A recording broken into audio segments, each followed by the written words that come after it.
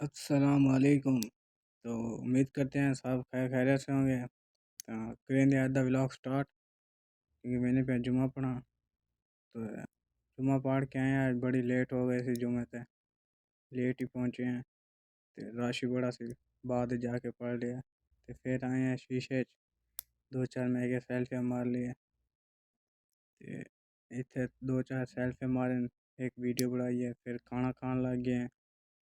ते इत्थे जैसे पकाया हुआ सी पुलाव, फिर पुलाव नू खादा टिका के। ते इनू भी खा दे, नाल सलाद भी सी, वीआईपी मज़ा आ गया है। अभी गर्मी बहुत है। ये है 2 बजे का, ये 2 बजे का व्यू है सऊदी अरब का। जद्दे में 38 डिग्री ग्रेड पे आज गर्मी है। कोई भी बंदा आपको नज़र नहीं आएगा यहाँ पे इस टाइम, क्योंकि गर्मी बहुत है। मोबाइल चलेंदे चलेंदे मेरे को नींद आ गया, पता ही कोई नहीं लगा।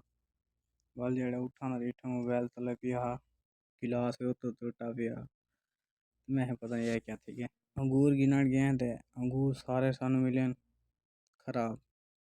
अद्धे विचों सही हैं ते अद्धे कोल ज़्यादा विचों खराब हैं। ते मैं वाह, वो डब्बे पा ते उत्थे चेक क्यों नहीं किया।